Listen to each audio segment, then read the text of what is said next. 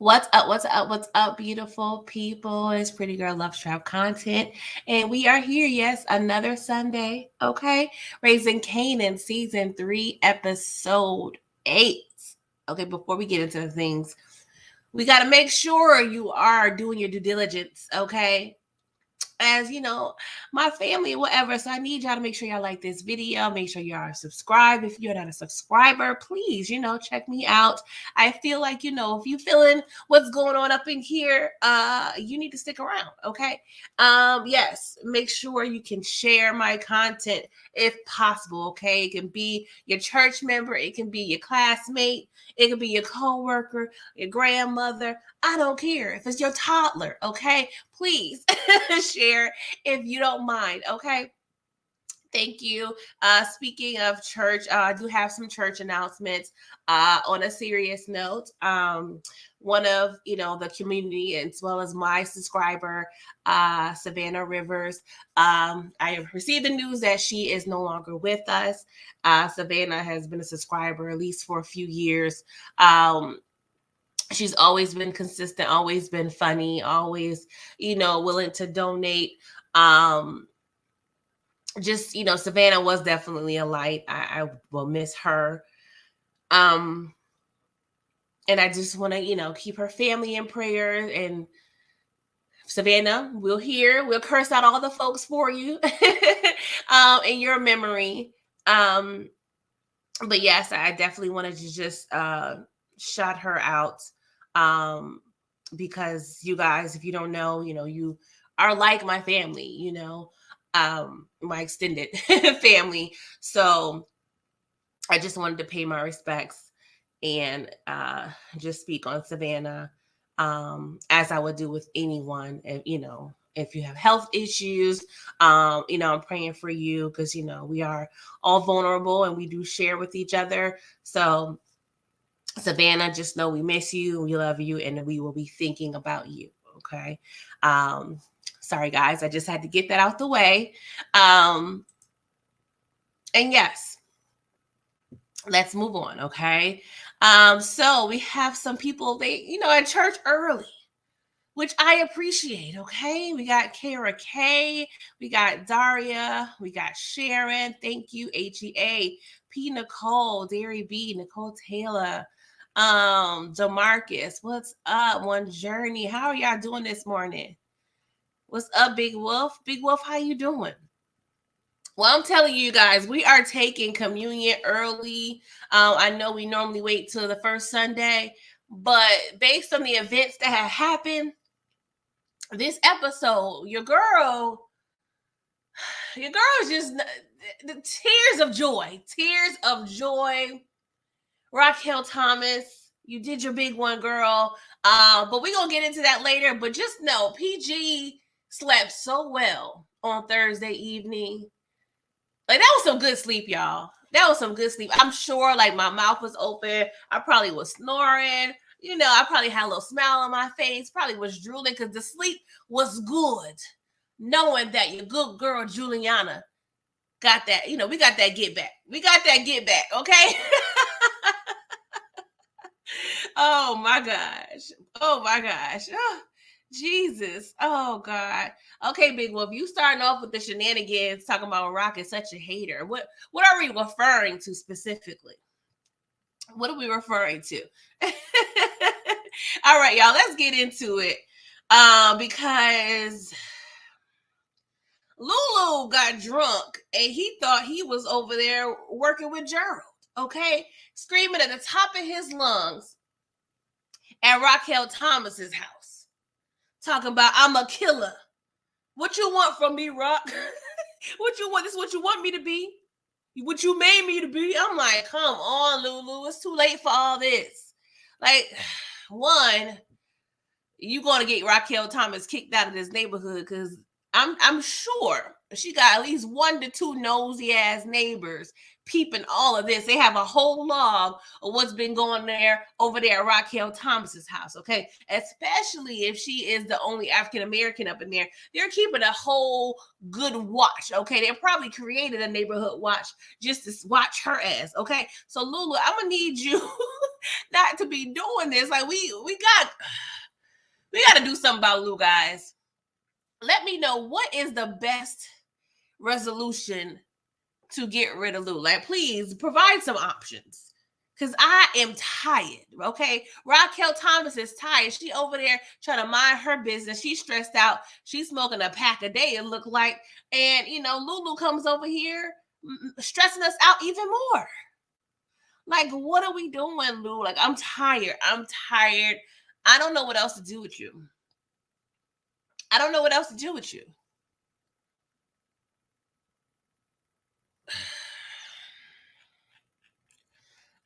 One Journey, thank you so much for the $10 super snicker. I appreciate you, boo.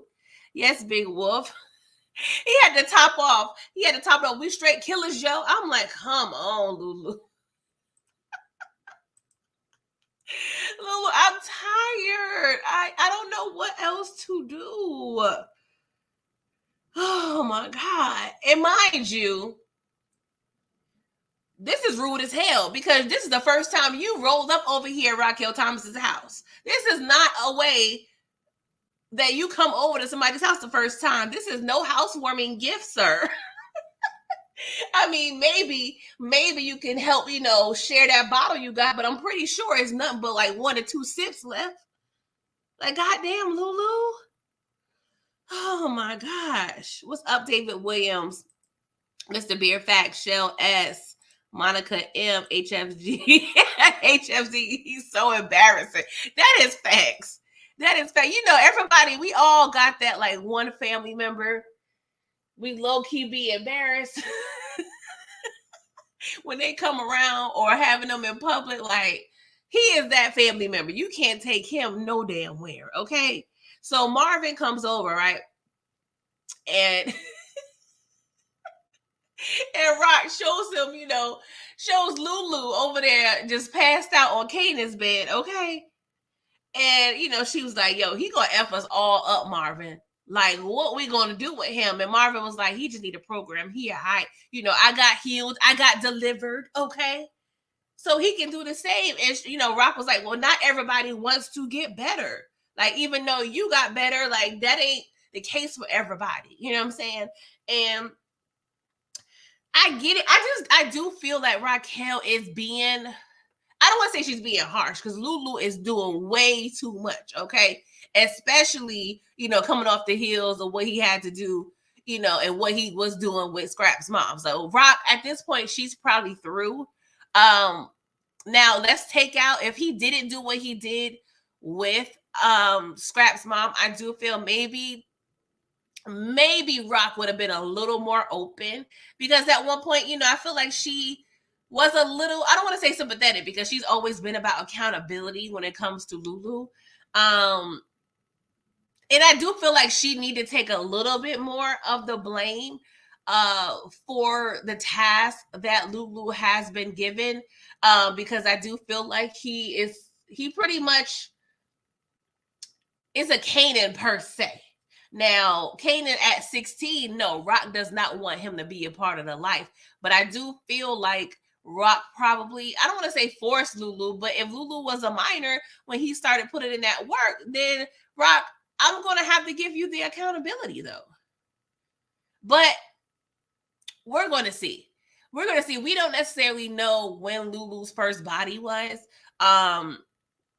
Because if we look at, let's just talk about the timeline for a quick second. High Post has been deceased about 3-4 years, right? So Rock is really, from my understanding, like, we don't necessarily know the hierarchy what went on with High Post, but High Post was definitely the boss, right? So if it's been 3 or 4 years since Rock has really been the boss, then Lulu, I'm pretty sure Lulu is in his mid-20s, okay? So at that point, he has been of age when he's been working under Rock as her being the CEO. But of course, we also know that Marvin had the top spot as well. But Marvin may have not had to ask Lou of such requests, because we see Lulu is blaming everything on Rock because Rock was the one who kind of ordered the hits that's really affecting Lulu. But I do feel like Lulu needs to give some more accountability to trifling ass Joyce. Okay. But I do feel like this family is a victim of circumstance as well. Because we about to get into Joyce, but we already know. We already know that they don't come from the best stock, okay? But I do feel like if Scrap did not go to and create that mess to, well, not Scrap. Lulu didn't go create that mess to Scrap's mom. Rock probably would have been a little more nurturing per se to Lulu, but she over it right now. She got too many things going on.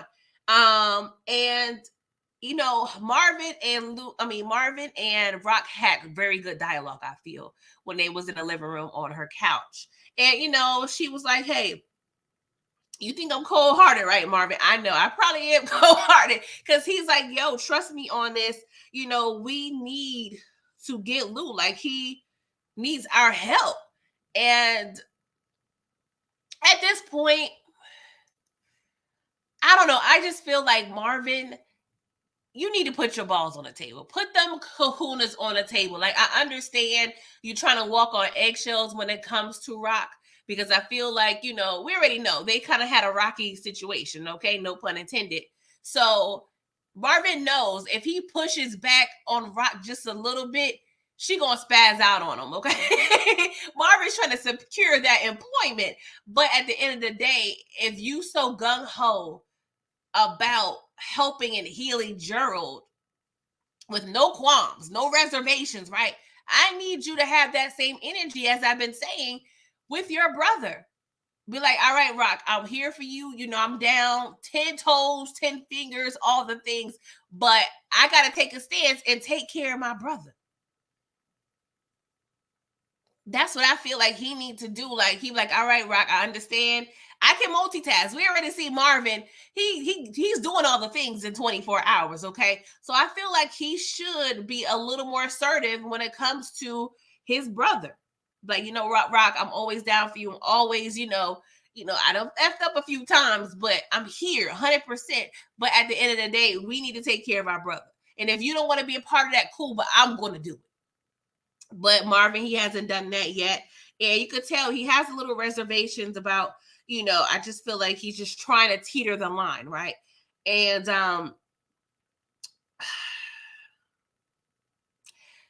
there was some more dialogue that I feel like this conversation this night is going to stick with Marvin, right?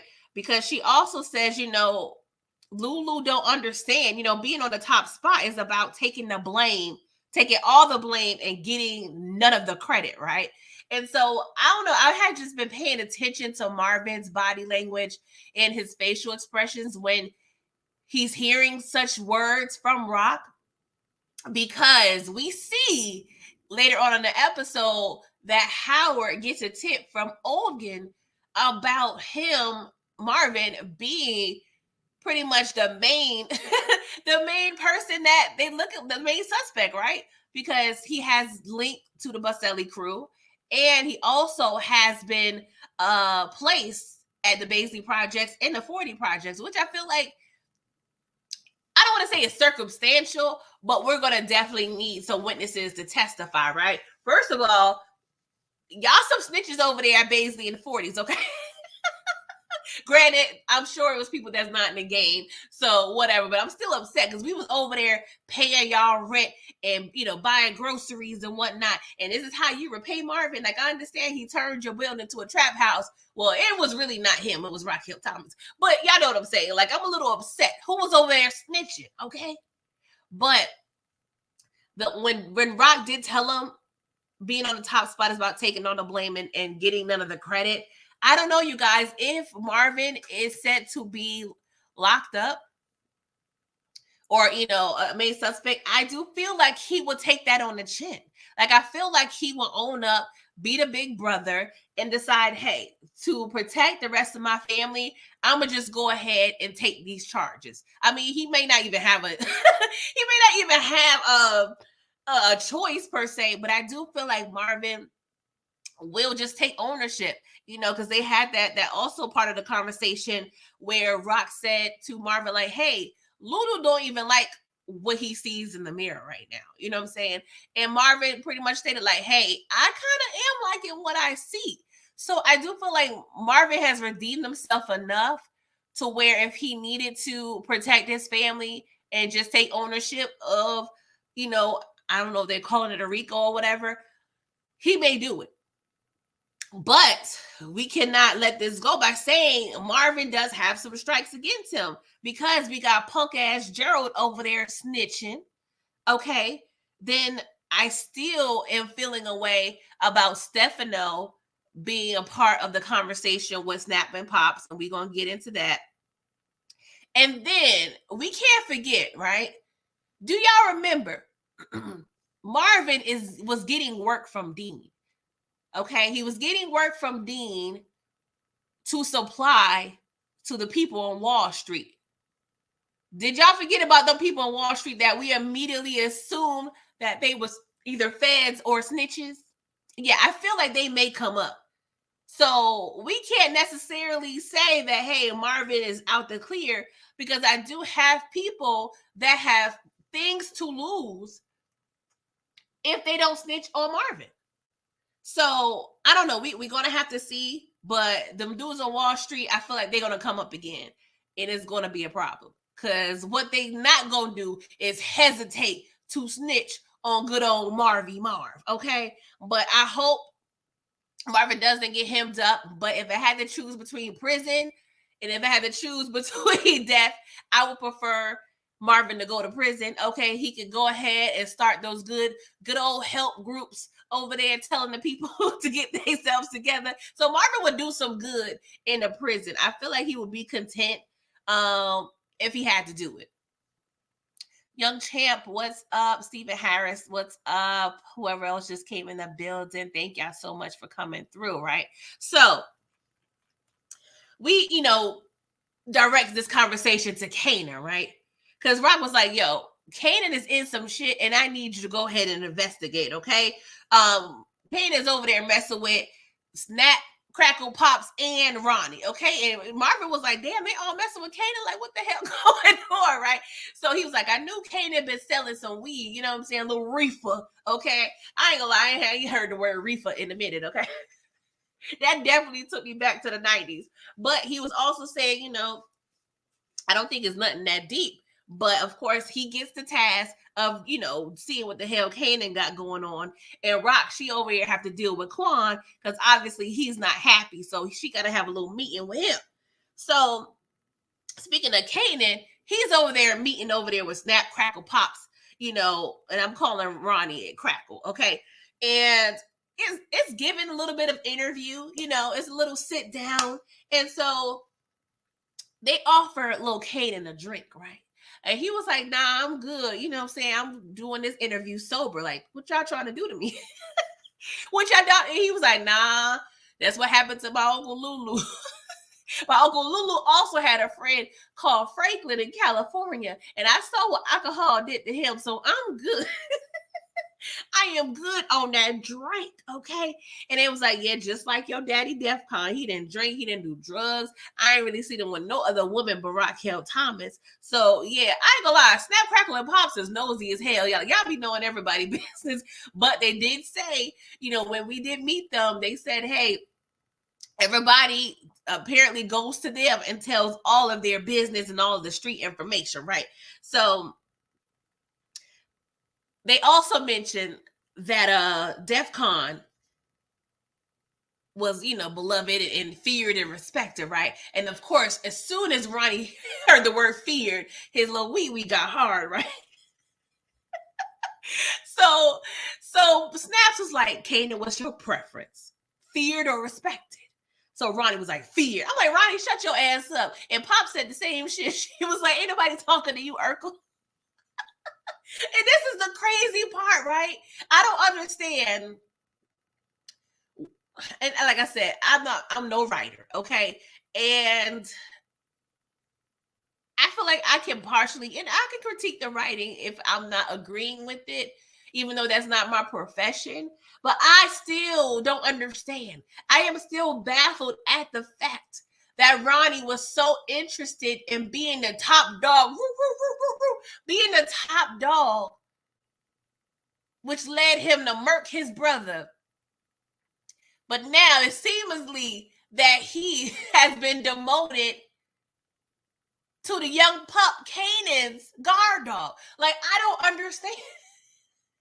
And I'm not saying that he's okay with it, but he seems at least content at the moment. Like, I don't understand. Why do we even? I understand we had to get Unique out of the way because I do feel like Ronnie will be out of the way as well, within the next few episodes. But it's still baffling to me that Ronnie over here was pressing so hard on his brother Unique. Now, I understand he has some, resentment towards Unique and Rock. So he had other things going on, but I'm still annoyed as hell that you over here taking orders from a 16-year-old. Like, it makes no sense, right? So Kanan was like, well, this is a trick ass question, okay? Because feared and respected is damn near the same thing. So I believe, Snap, Crackle, and Pops did appreciate that answer. So after the meeting, Pops is over there asking Ronnie about his love life or what have you. I don't know. Like, I want them to elaborate a little bit. Like, I don't know. Is Ronnie a virgin, though? Is Ronnie a virgin? Not saying that's a bad thing at all, but it's given I'm too OCD to even have any woman's bodily fluids in or around me. Like, I don't know. They even just saying women's, maybe men's. Like, I just feel like Ronnie's just a little OCD. He don't want to sweat. He don't want to do nothing. Okay, so he may not just be interested. Like, I feel like he is asexual. So Snaps and Kanan, they're talking, right? And so Kanan was like, do your mom? No, Pops was like, sorry, Snaps. It's so weird, right? Because you would think Snaps is Pops and Pops is Snap. It is weird, like the way they named them. But Snaps was asking Kanan, yo, do your mom know about this? And Kanan was like, I don't know what she know, okay? But he was like, yo, your mom's, she's good at this work. Her little Italian Vietnamese connect, that leads her to be our competition. So you okay with her being our ops, okay? But Kanan, at the end of the day, he was like, I'm good at this work too. I said, Kanan, if you don't sit your ass down, you've been selling drugs for 2 weeks. Shut the hell up. So that's the thing about Kanan. You have a couple good ideas and you thinking you on the same caliber as your mama. Hell no. I still smell Raquel Thomas's breast milk on your breath. So I'm going to need you to pipe down, sir. And that's the thing. Kanan think he is big shit and he is not. And I cannot wait for him to get humble. Because I'm tired, Kanan. And let me just say this. I know this show is raising Kanan, but Kanan is definitely on my lower list of favorite characters. Okay, I damn near can't stand the Negro. I really can't. I can't stand Kanan, y'all. I'm sorry. I let the cat out of the bag. I can't stand his raggedy ass. What's up, Brillo? How you doing? Brillo, you want to take every opportunity to justify what Kanan said. I'm not hating, okay? Yes, he said he was good, but he made it seem like he was just damn near as equally as good as his mama, okay? His op. But hey, I'm tired of Kanan. I don't like his ass. Maybe I'll like him next season. I don't know, okay? Meanwhile, Aisha over there with Juke. And I'm like, okay, if you spending the night, Aisha, why are you in your pajamas and Juke still got on the clothes from all day? Like, make it make sense. The way Juke was looking at Aisha, I was just like, I don't know, y'all. But they, start talking about Nicole and, Juke let her in, tell about Nicole being dead and what have you. So I don't know. It just seems like it was kind of like confirmation to Aisha was like, okay, they broke up for real, for real. They broke up. Okay. So I don't know. Do we see a budding, relationship between them, romantically? It's giving that, but it's still definitely messy. Okay. Aisha got a lot of issues. You know what I'm saying? She has self-esteem issues. She got, she look like she's bulimic. she got a lot going on with this eating disorder, being unsure with herself. So we gonna see how this go. But that was the main part in regards to that scene. Okay. So the next day, Marvin is doing recon on Kanan, right? And this recon is hella easy because what? Because what? Kanan and Ronnie still selling the damn work outside. Like, what the fuck is this? 21 Front Street? Like, I don't understand why we still think it's okay to sell work on the front of the building. Like, this is the most dumbest shit I've ever seen in my entire life. And the fact that Ronnie is probably well over his 30s and think this is okay and a good ass idea, that further lets me know that Ronnie ain't ish. Ronnie does not have the qualities to be a formidable CEO of any organization. Monique said Juke don't wear PJs. I did see Juke wear, what was her version of PJs and a few other things last season. But yeah, I'm tired. I'm so tired of Kanan selling and handing out work in front of his building. And emphasis on his, okay? And that's what I'm saying. Like, shout out to Notorious B.I.G. He definitely had a lot of questionable things going on with his lyrics. But I must say, we needed 10 crack commandments out at this particular point in time, okay? Because what did he say? Never sell crack where you rest at. Okay, I'm not sure which commandment that was, but that was probably over there in the top 5. Even though they're not selling crack, they selling drugs. Like, I don't this is so damn dumb, but whatever. If it's this easy for Marvin, it's definitely not going to be hard for the feds. We already saw the Fed ban out there not too long ago, okay? So Marvin, you know, he followed one of the couriers and realized what they were selling. He was like, oh, y'all effing with that heroin? Y'all effing with that heroin? And, you know, so, of course, he check box. You know what I'm saying? Marvin, what he going to do? He is going to be successful at doing some recon, all right?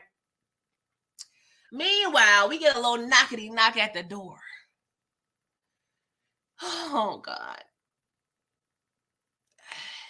And who do we see at Raquel Thomas' house? Raggedy ass Joyce. Now, she called Joyce over there to babysit Lulu's drunk ass. And Joyce had the nerve to say, you know, I got a life. I don't have time. Joyce, you ain't doing shit. Joyce, what you doing? You damn sure ain't got no job.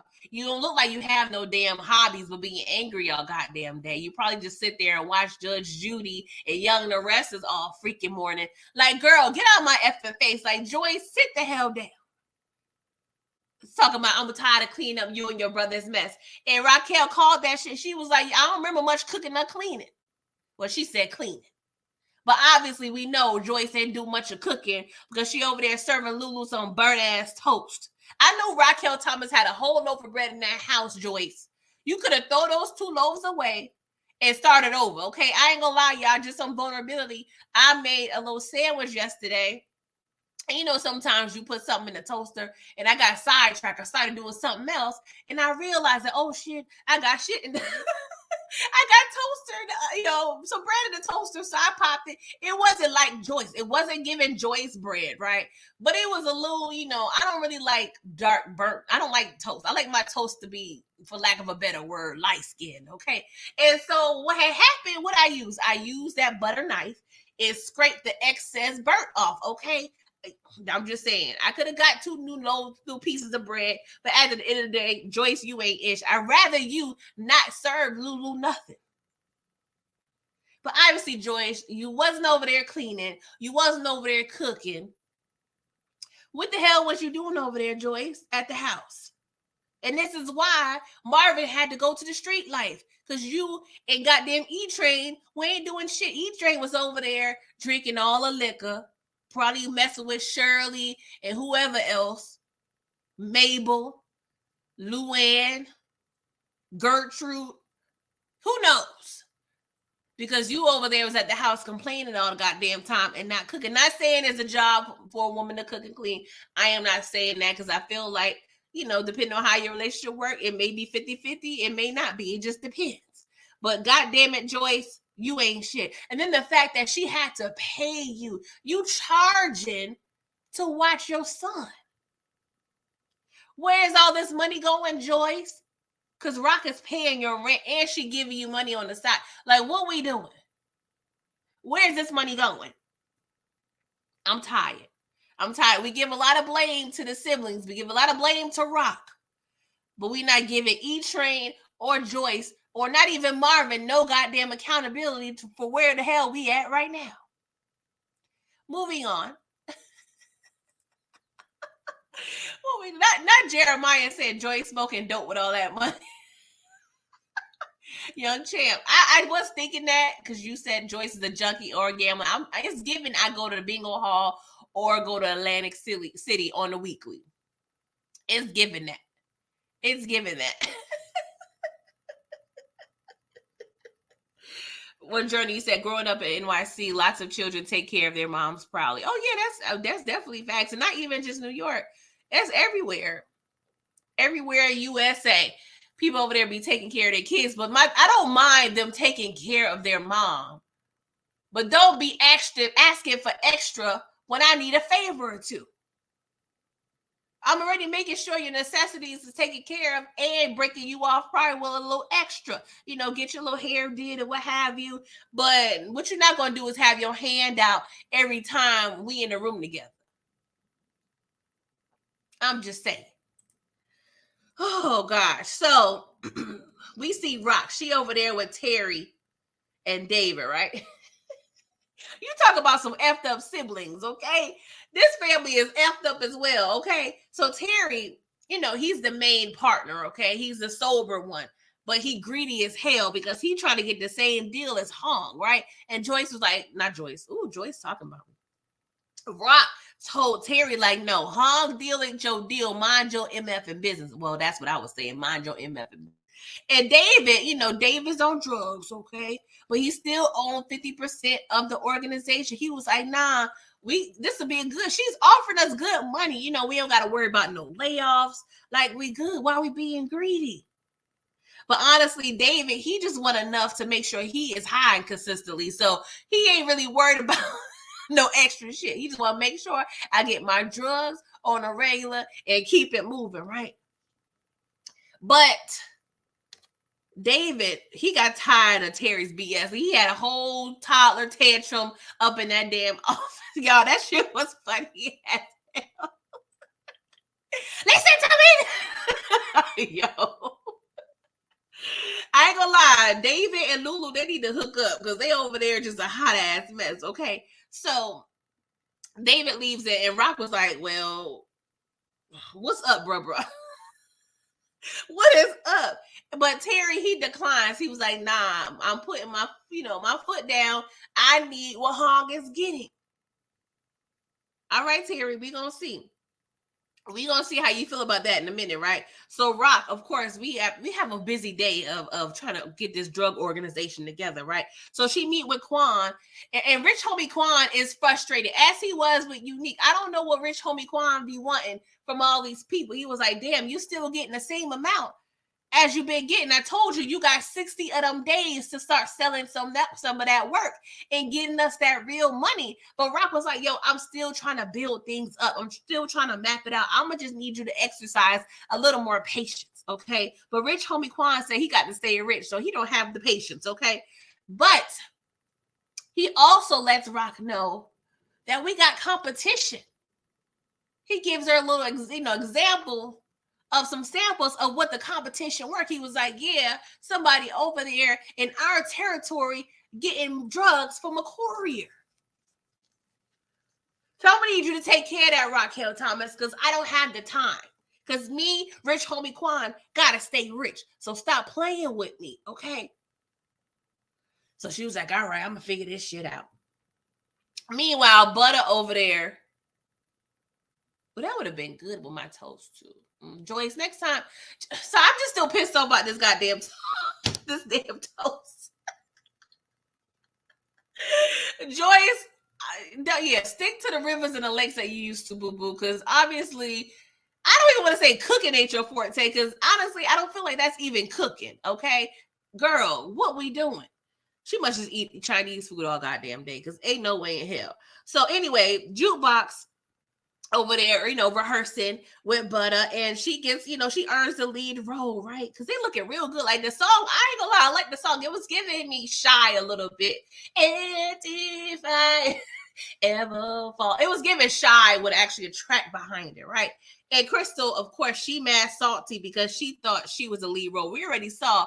First time we saw Crystal puss up in that bathroom, was like, yeah, you background dancers, y'all may be all right. So we already know Crystal has been wanting that lead spot. But Pebbles was like, all right, you got the lead now, Juke. But it's not set in stone, baby girl. So if you F up or one of these other chicks prove that they're worthy of this top spot, then I'm gonna go ahead and transfer, that promotion to somebody else, okay? So of course, Crystal's punk ass is keeping that in her head, right? So after rehearsal, Crystal and Kanan across the street tonguing their asses down. I'm like, what are we doing here? What are we doing? And Juke wanted to get in that ass, but Aisha stopped her. I'm like, Aisha, you always in the way, baby girl. Like, let Juke kick his ass. I'm just saying.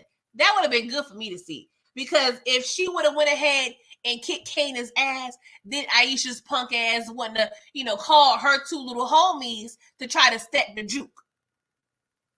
You should allow Crystal to get a preview of what would happen if you F with Juke. Juke been over there tussling with her grown ass, OG ass daddy. So you think she wasn't gonna handle no little teenage chicks?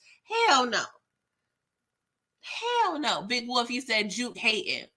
At this point, I don't think Juke is hating. What's up, Moochie? Because she made it very much clear to Crystal that Kanan is with Aisha. Now we know they broke up, but now Kanan is over there messing with another bandmate. It has no potential but to be messy as hell.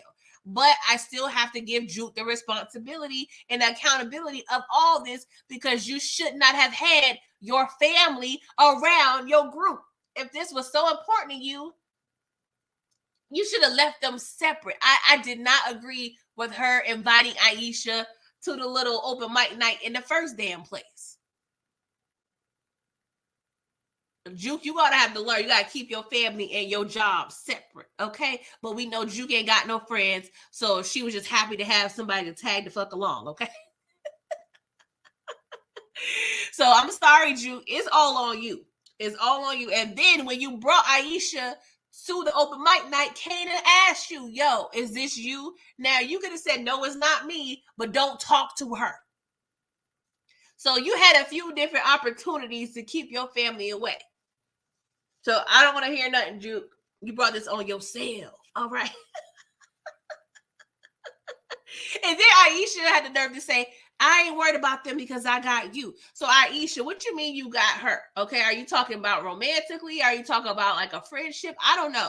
What y'all trying to be, homie lover friends? I don't know, but it's got to be messy. We already know. This group got about one more week, because they got a little performance coming. And I don't even know, do y'all think they even gonna make it to this goddamn performance at the mall? I don't know. I don't know how this is gonna be. It's gonna be a hot ass mess. Like I said, they're gonna be rolling around the stage like they did 5 Heartbeats, just fighting and shit. But we gonna have to see about this, right? Meanwhile, Sergeant Burke done paid Mr. Bingham a visit, right? And I don't know why the hairs on the back of my neck I felt this before. I felt this was going to happen for some particular reason. So Bingham, he just want to be left alone. Like, he ain't got time. He's still grieving Nicole. Like, he tired. Okay. But Burke was like, we are bonding. Okay. Both of our daughters are no longer here. Okay. I was like, you damn right. Because low key, you got a son and a father that murked your kids. Okay. Kanan over here, damn near. I'm not saying he's responsible for Nicole, but by proxy, He done murked Nicole, and then his daddy done murked your daughter, Mr. Burke. So y'all are bonding in more ways than one, right? So Burke was like, look here. My daughter was a good girl, okay? She was a better person than me. And I do not believe that she was over there handing the kids the drugs, okay? And so, Nicole's dad, Mr. Bingham, was like, yeah, but that other police officer, he came and said she may be involved and told me not to say anything. So, of course, Sergeant Burke, he could put two and two together, okay? He's a veteran in this police game, and he was like, oh, this Detective Howard, right? And, of course, Mr. Bingham, he didn't really give him no clues saying that he was wrong. So, yeah. What y'all think? What do y'all think Burke is going to do? I don't know if he's going to jump up the porch and try to murk Howard his damn self. But Howard is definitely going to be deceased. And definitely, at the bare minimum, he's going to be either locked up or unemployed. But I do feel like, I don't know. I just feel like Howard's out of here. He's going to the upper room, or really the lower level. But Howard, you got about 3-4 more episodes, bruh. I don't know. This is the block is getting very much hot. Okay, the block is hot. The block is hot. But yeah, I want to ask y'all a question, right? Because the Power Universe, they have a way of showing little details that sometimes may not amount to something, but may amount to something. Now, last season, when Juke dropped off Nicole and her singing tape to Mr. Bingham, she passed Howard, going and approaching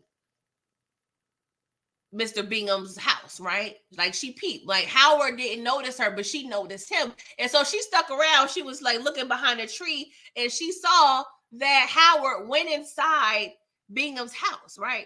And then, of course, it grew because Bingham asked, Juke to kind of low-key, give information about, Burke's involvement with Nicole, right? So, but Juke did tell Mr. Bingham, like, hey, no, she told him the truth. Like, Nicole took drugs out of my bag, blase, right? But I don't know, like, something in me always felt Juke knowing Howard was involved.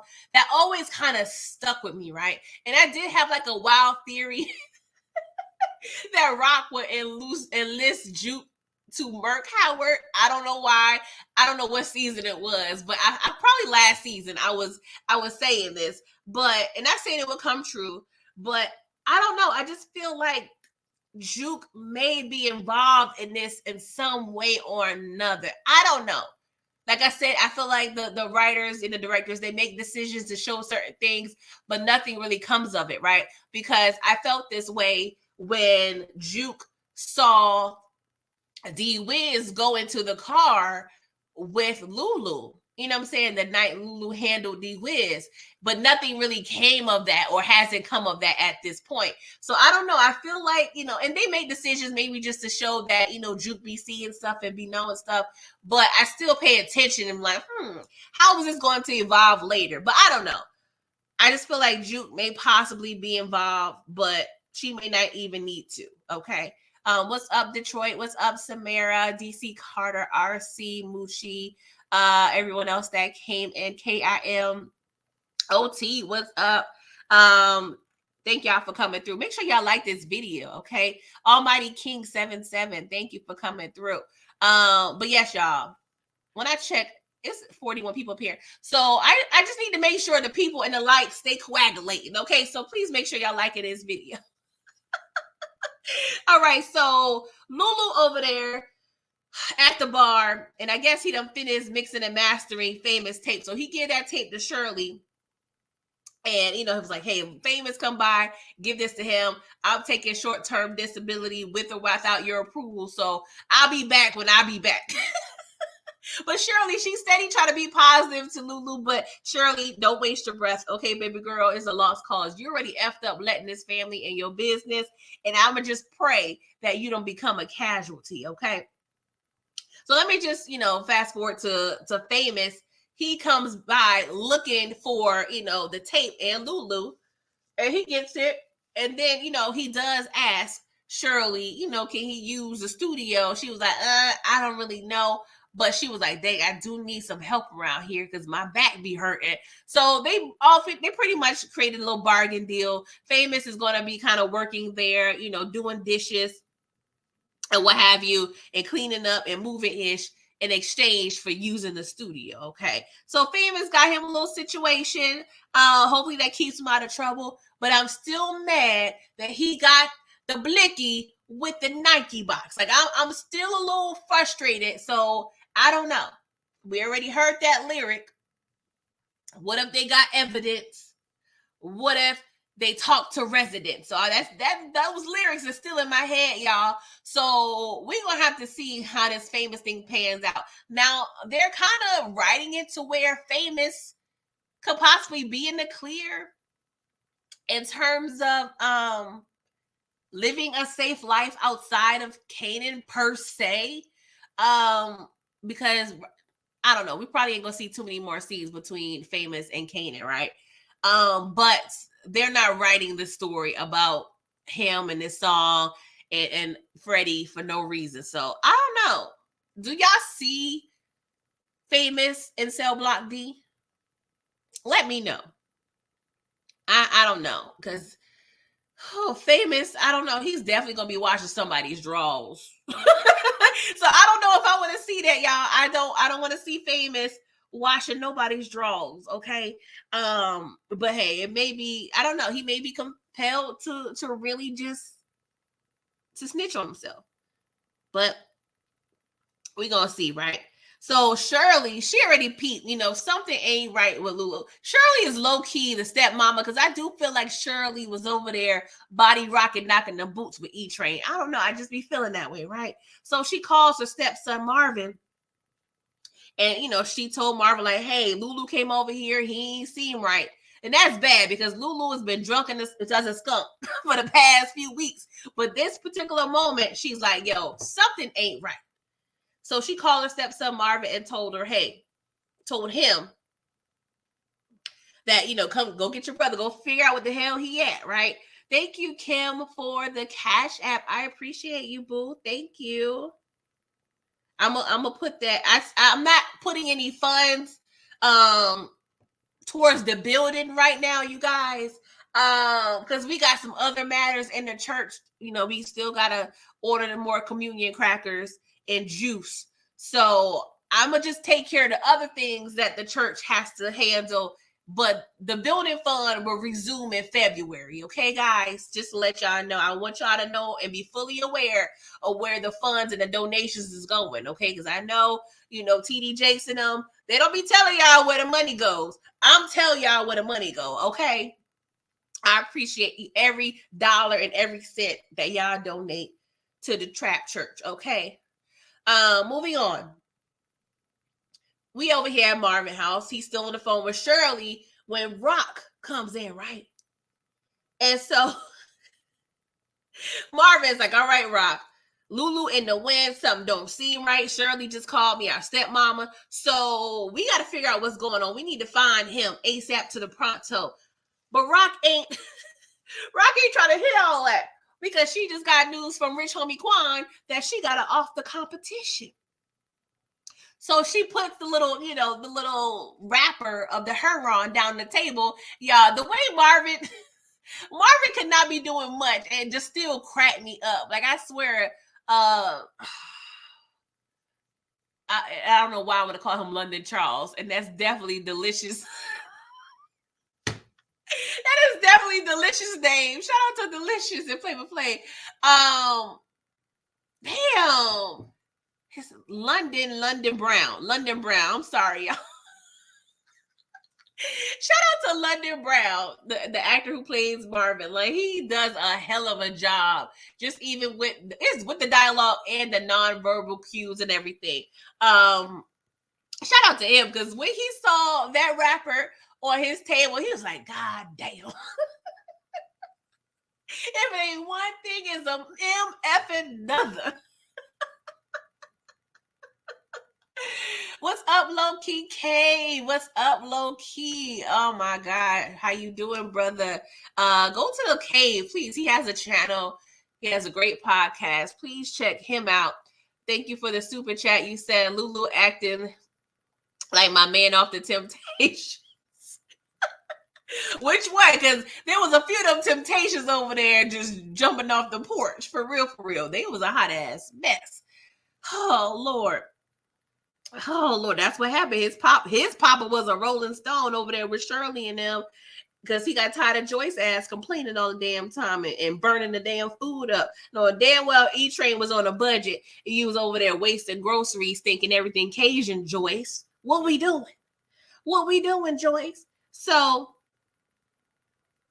Marvin, you know, of course, he knows simple math. He put two and two together. He was like, yo, that's Kanan's work. So Rock said, are you telling me my MFN son is my competition? I was like, yeah, girl, what you gonna do? What the hell you gonna do? But Marvin was like, I understand that's an important matter, but I really feel like we need to make Lulu a priority. And she was like, man, F Lulu, F moms, we got to figure this out. Okay, so Rock is already on that F family, but 2 episodes ago, you was wanting to make amends with your family. And this is the thing, right? Rock, you full of shit, low key, because you, don't get me wrong, you do have pressing matters, but just tell everybody you like you. When she said it, it's in her. You know, some people born to be doctors and lawyers. I move work, I move weight, I sell weight. This is her. Like Rock at this point, her only ambition and I feel like her only driving force to sell drugs is because she love this itch. She don't need the money. She ain't struggling. She can't say no longer she's doing it for Kanan or nobody else but herself. It's something she enjoys. She thrives. Her for JJ get wet off this. Like this is what she loves. And the fact that she told Marvin, like, hey, you over here thinking about everybody else but yourself. Don't you want to get paid? You know what I'm saying? Let's get this money. And I'm like, Rock, Marvin's motivations ain't necessarily your motivations. Marvin ain't really on that. Yes, Marvin, he needs his money, right? He got to pay bills. He needs to, you know, make sure his hard bottoms is nice and shiny. You got to make sure the jackets are crisp. You got to make sure the chains are chaining and shiny. Like Marvin gonna make sure. He gonna make sure he right. But that's not his true motivation at the end of the day. He's trying to be a better person.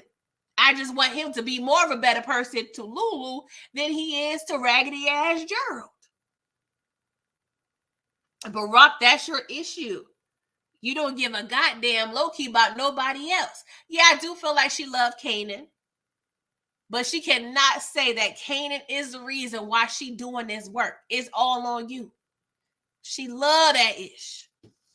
She love it. Anywho.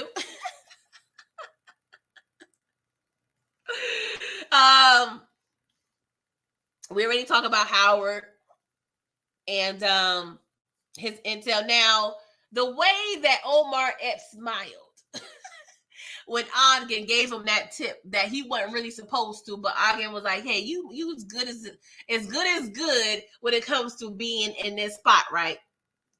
So of course he tells Howard about the Marvin situation. I don't know how this is going to turn out, you guys, because we know that Howard now knows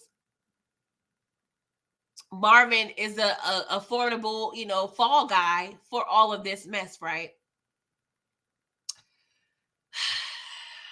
So it would behoove him to go with said lead, right? But at the end of the day, I don't feel like Rock is gonna let go. I don't know. It's just like, is Rock gonna intervene if she realized what Howard is going to do, right? Because a part of me feels like Rock is gonna be pissed the hell off when she find out that Marvin was over there trying to have a whole news article about him and his daughter. Because it's giving a little bit of Lulu, honestly, Marvin. It's giving a little bit of Lulu that you over here knowing you a whole ass drug dealer, but still want you and your daughter to be interviewed by a whole Huron addict. Like it's not making sense. And Marvin, I love you down. But you 3, 4, 5 steps away from being a Lulu, okay? But I don't know how this is gonna turn out because we already know. I already feel the feds is on to Howard. But I feel like these next couple episodes, it's going to be definitely a lot of plotting, a lot of scheming. But as I said earlier, I do feel like Marvin may be in a place where he may take one for the team. Because I feel like the dialogue that him and Rock had in that living room about, being on top, taking the blame, all the blame, and none of the credit. I don't know. We may see him be like, you know what? I'm just go ahead and not fight this and just take one for the team. I already, got a cot, that's already been waiting for me for the past few years in Sing Sing. So I'm gonna make it do what it do. I don't know. We gonna see, especially if we see Juke go into the army and be all she can be. He's like, all right, well, Juke is over there in boot camp. She don't really need me.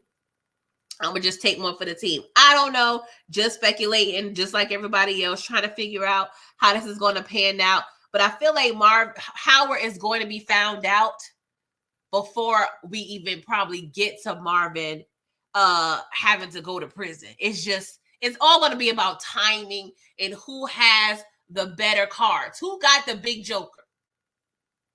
Who got the big joker? Who got the little joker? Who got the deuce of diamonds, deuce of spades? It's all going to be, it's all going to be a game. It's just who's going to win, Rock or Howard, or they both going to win. But somebody is probably going down this episode, well, this season, right? The mere fact that Crystal's raggedy ass is okay with knocking boots with Kanan on a mattress in the Roach Motel is baffling to me, Crystal. Talking, how you pillow talking about Juke? Do you want Juke? Asking Kanan, your cousin ever think about me? Like, girl, what we doing here? I cannot wait to Juke digging her ass, right? But we get a knockety knock at the door, and the social worker was like, "Yo, your mother called me and told me you're not living at home. Like, what's up, my boy? You got me in the hood, and I don't appreciate that shit." So of course he thinks quick on his feet, talking about he was spending the night at Famous's or what have you. But she was like, yo, bro, you got 24 hours to return home. Or the next time you go see me, I'm going to be with the popo. And not your daddy. I'm going to be with the real popo that's going to lock your ass up. So, Rock has, enlisted on some assistance on getting her son back in. Because her son is an op, okay? So at the end of the day, we're going to see how this pans out, right? But speaking of Raquel Thomas, she pays Snaps and Pops a little visit, right? And I ain't gonna lie, like Raquel Thomas, Patina Miller, girl, you are that bitch. I'm sorry, I know it's church, y'all, but I had to say it. You are that bitch. The way you shade up in there with that fishnet number with your back all out and your side and arms out, like you was eating, girl. Like Patina Miller is a stylish dream, okay? She gonna give you a look. She gonna give you a look, okay? Yes, with the Indian hair. Yes, she gonna do it. She gonna do it, okay? But she shade up in there. And of course, Pop's old horny ass got to say something. Pops, like, Snaps y'all may not be at the point where y'all just doing anything sexual because you horny as all hell, Pops. Talking about, look at you all grown and sexy. I remember you in pigtails jumping rope in front of your parents' house. I'm like, God damn, Pops, like, we could take this a couple different ways, okay? This could be a compliment if you see it that way. This could be low-key her stunning and, asserting her dominance on Rock pretty much letting her know, like, I've been in the game way before you, when you was a little kid, okay? So you could take however this statement, however you want it, right? So Rock was like, F the bullshit, okay? I need y'all to step away from my son, okay? And of course, Snaps, he tries to play it, right? He was like, he's just an associate of an associate. But she was like, Ronnie is working with Kanan, and y'all working with Ronnie. So what the hell y'all talking about? So Snaps is like, I'm sorry, Pop. She was like, we just fronted that awkward nigga some money. Oh my God. They got their foot on Ronnie's neck, and it's hilarious.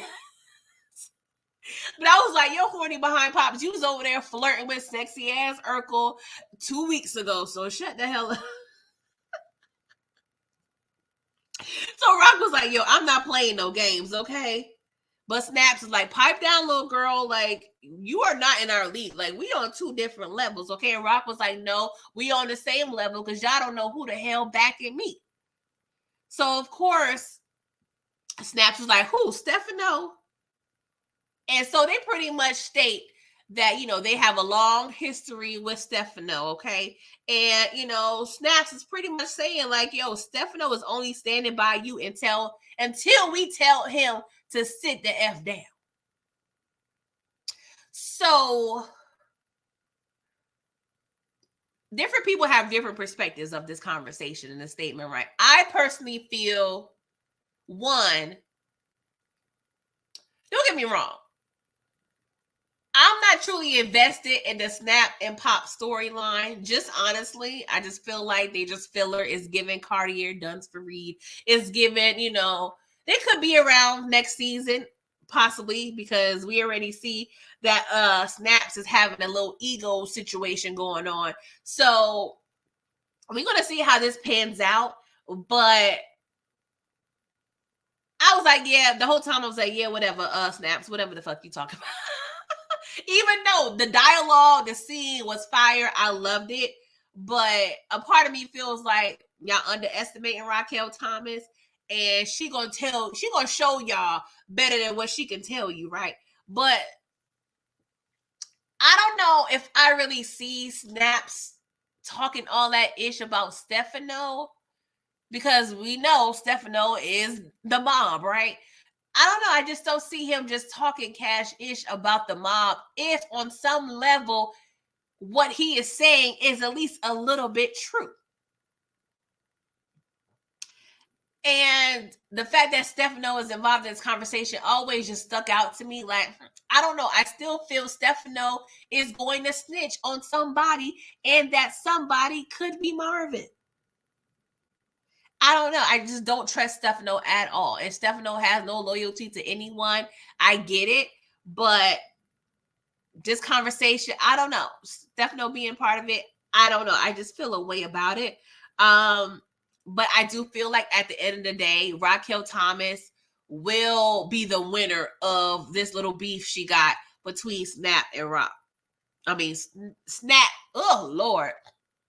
Snap and Pops. Okay. But we're gonna see. But Snaps, he further asserts himself, and he was like, yo, baby girl, we don't listen to you, okay? We paved the way, okay? We are your ancestors, the forefathers, okay? Put some respect on our name, okay? We made the game, Rock. And Rock was like, I don't give a goddamn what none of y'all talking about, okay? Because she said, you know what? The MFers that really matter, who really matter, is the last one to leave. The one who turn off the lights and stay the F out the way. So stay the F away from my son, okay? There's all that issue talking about being first. That don't matter to me. It's about the last. I ain't gonna lie, y'all. Whoever is writing Raquel Thomas's dialogue, chef's MFing kiss, okay? Like, y'all, I love it. I was eating this up, okay? This scene and the last scene, I was eating it up, okay? So she leaves, okay? Because the last word she says, stay the F away from my son. We already know they're not really going to step away from her son. So we're just going to have to see what's going to happen, right? But Pops was like, asking Snaps, is this thing with Ronnie really worth all this? She don't really want to deal with that family drama, right? But Snaps, he's at the point where his ego was on the line.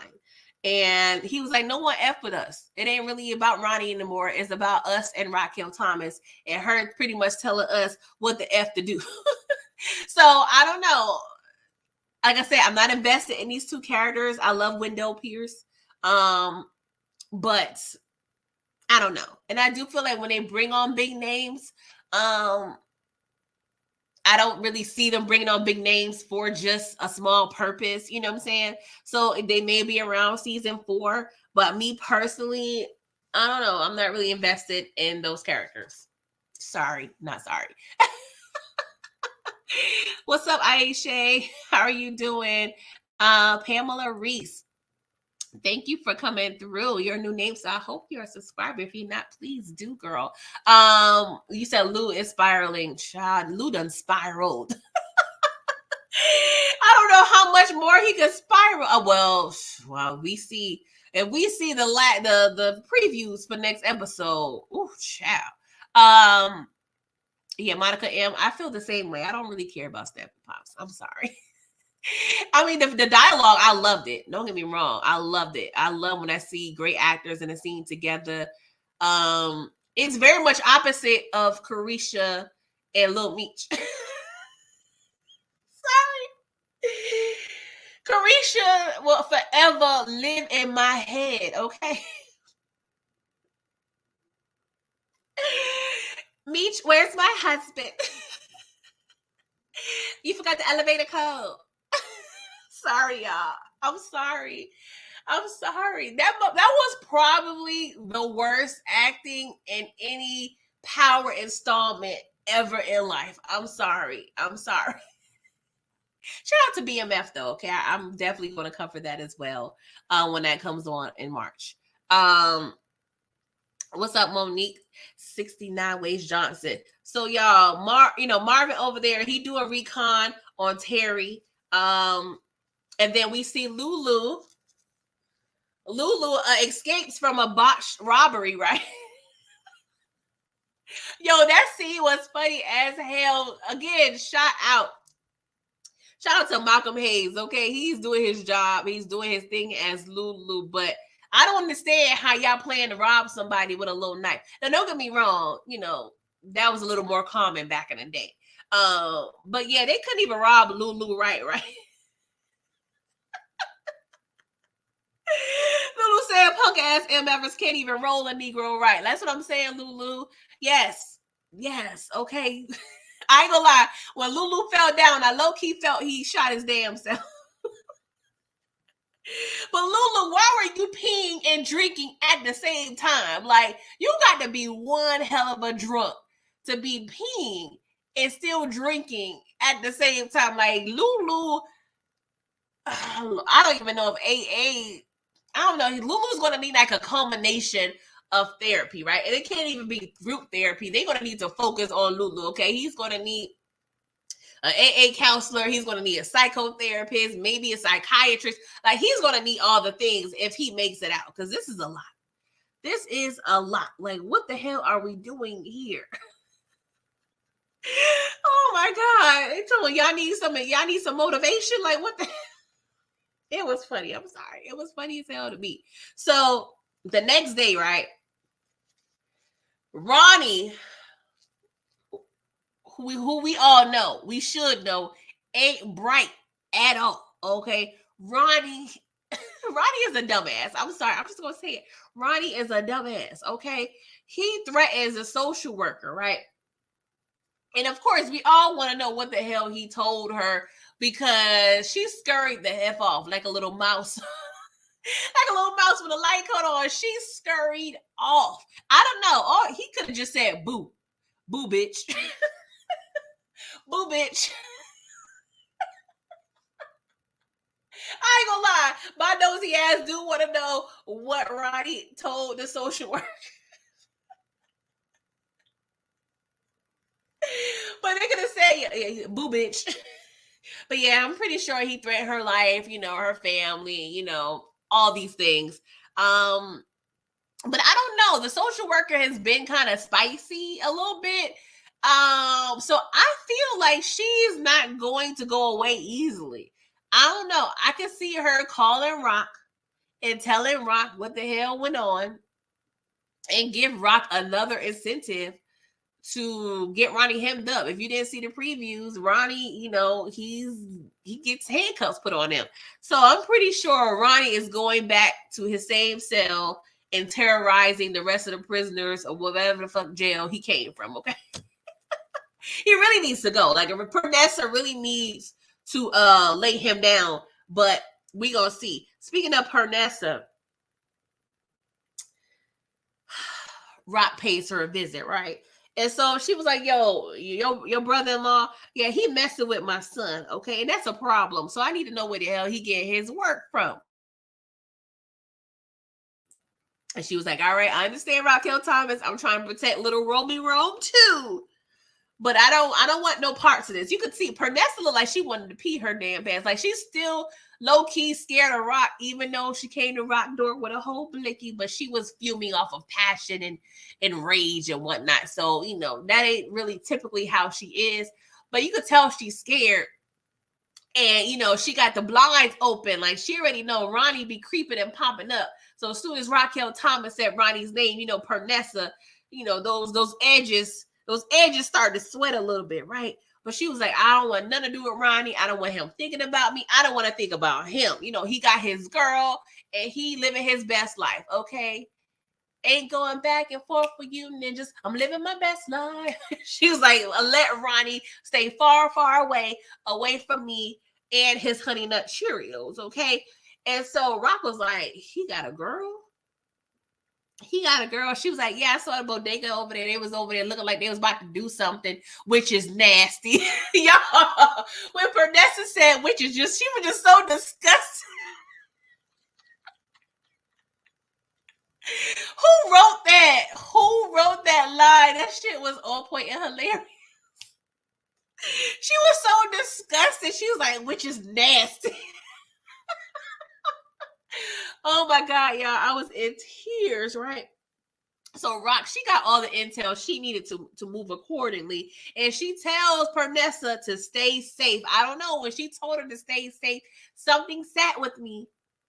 So when she tells you to stay safe, Pernessa, make sure you keep that safety off, that blicky off, okay? Because this is the second time Rock is telling you to stay safe. So I feel like a third time's a charm, because I think there's going to be a situation possibly with her and Ronnie, and she's going to have to do what she has to do. I don't know, but because Ronnie, we do see him in handcuffs for the previews, even though we know the previews be tricking us low key. They're not really going to show what's really going to happen per se in terms of the end result.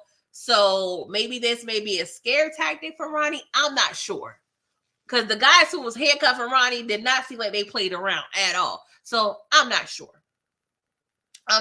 What's up, Inglebu? Thank you for coming through. What's up, Nicole Taylor? You said, I'm worried for Pernessa. Ronnie might put it together that she saw him with Juliana. Now she's dead. Pernessa might have to use that gun. Hopefully she knows. Yeah, I was thinking the same thing, because the way she peeped how Rock was looking when, she was putting two together, about the bodega heifer, Juliana. She was like, because my blinds is open and Ronnie can see your truck right outside my house. I don't want no problems, Raquel. He already know where my mama stay. Like, we are good. Like, I don't have time. You should have closed those blinds, Pernessa. I would have did all my due diligence, because I don't have time for Ronnie and his crazy behind. Yes, Inga, I know you've been celebrating. We've been all celebrating. We're going to get to that in a minute, because big Raquel Thomas, you did your big one. What's up, Booby? How are you? Thank you for coming through. So Marvin, Marvin, he executes 80% of the jobs that he's given, right? So now we see Marvin's over there producing the episode of Cheetahs, y'all.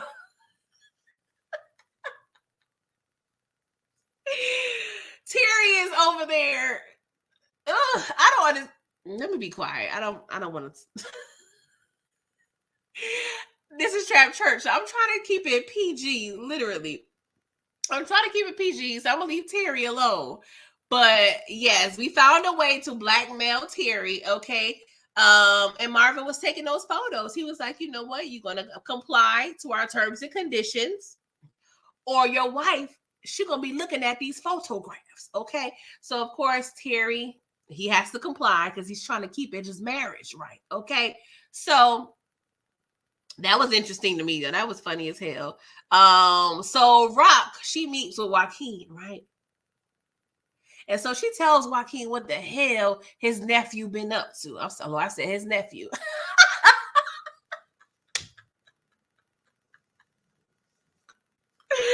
Oh God, his cousin.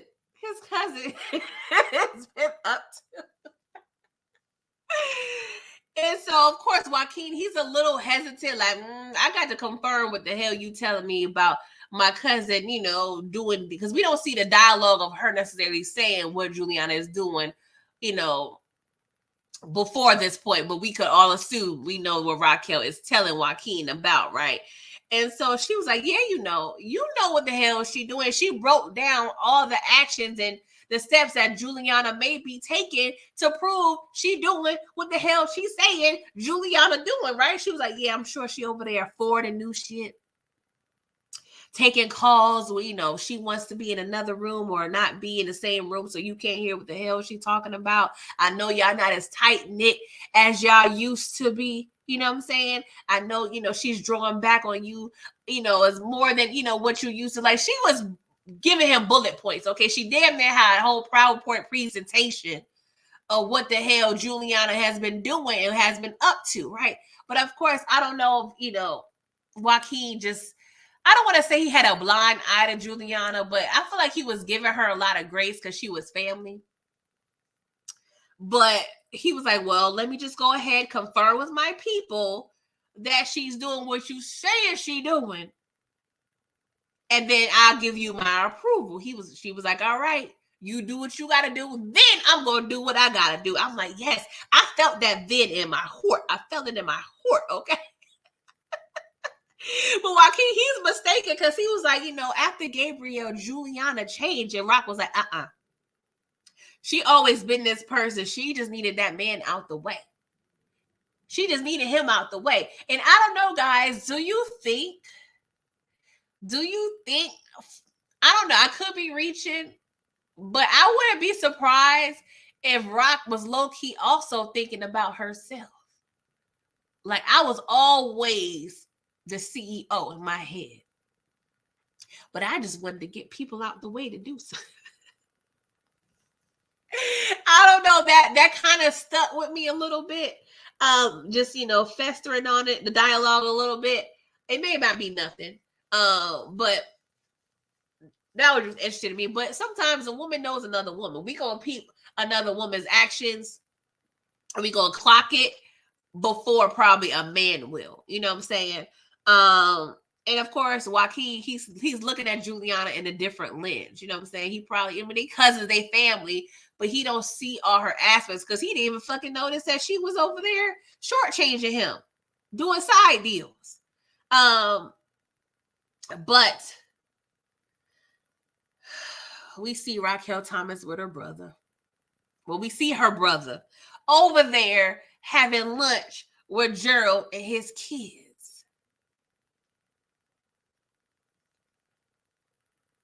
And Gerald, I don't know if he saw an episode of NYPD Blue or Columbo. I don't know what the hell he was watching at that time, but he was taking upon himself and conducting this meeting like he was investigating. He bringing up bulletproof records, ties to the mafia, talking about, Marvin's, family's ownership in the record company. I'm like, hold up, Gerald. What the hell we doing here? But I must also, before I move on, Marvin, this is all on you. Because it's one thing to try to befriend a dopehead and try to help him out. But once you ask him to cover your child, knowing good and goddamn well you out here selling that work, that was idiotic.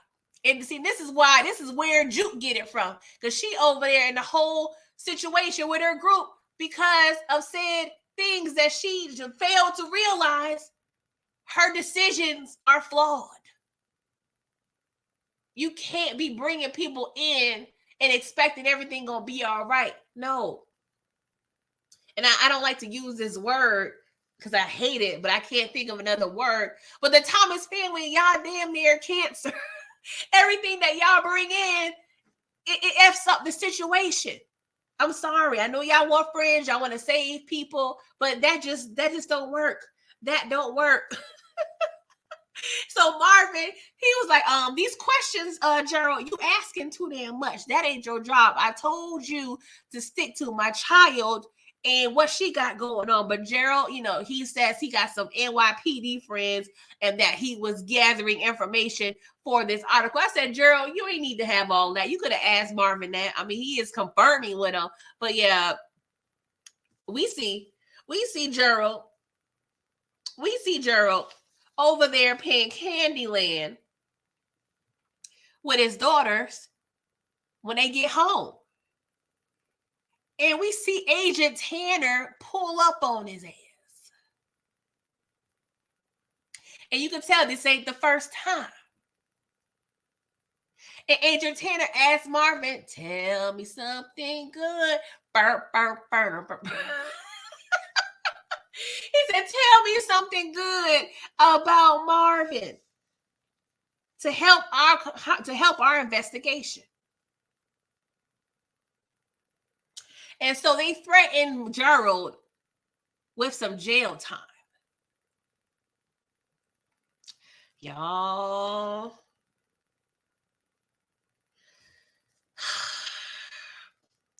I just feel like the easiest way to get rid of Gerald is for him to get some bad work. Marvin, I don't know if you gonna have to do it. Somebody else gonna have to do it. But you gotta make sure Gerald is served some bad work in OD to get out of this. There's no other way, because if Gerald come up missing or if he gets, murked, they gonna link that back to you somehow. So I'm gonna need you, Marvin, to make sure you clean up your mess just how you drove Lulu over there to Chantel's house to clean up his mess.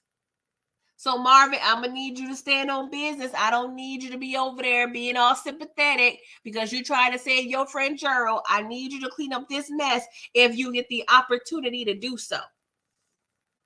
Because Gerald, I mean, he knows and can state that Marvin knew Dean, but I don't know. Is that going to come into play? Because we know, like I said earlier, Marvin was getting work from Dean and he was serving the Wall Street dudes, which would definitely not hesitate to snitch on Marvin, right?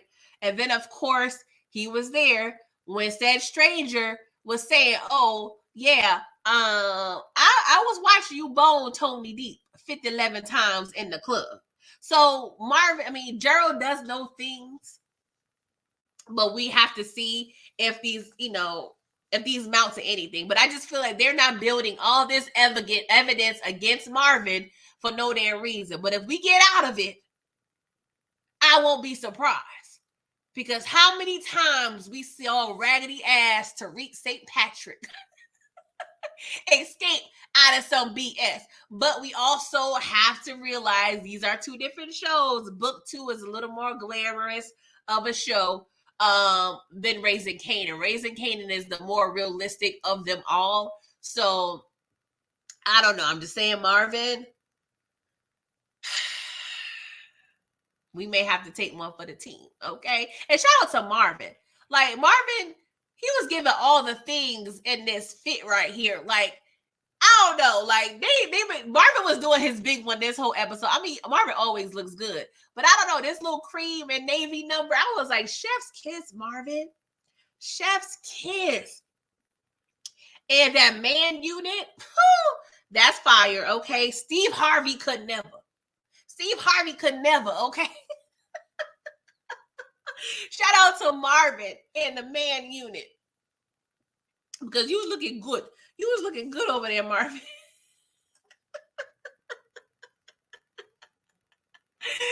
Oh, I have to give you your flowers. I have to give you your flowers. What's up, Brillo? Thank you for the super chat. You said, play that white girl Nick clip. It's perfect.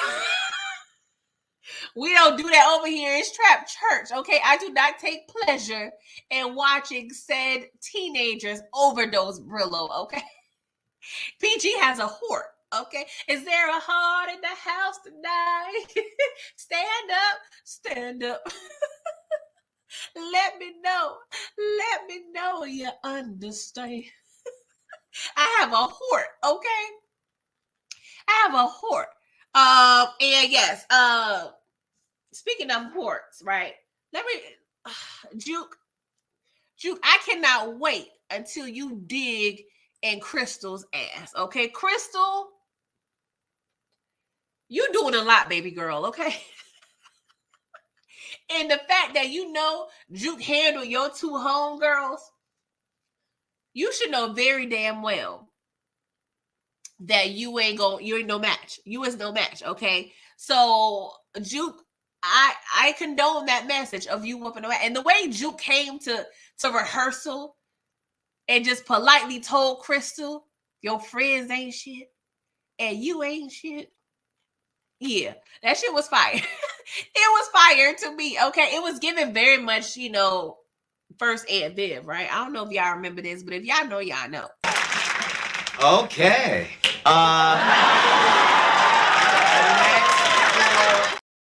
She's like, what y'all not gonna do?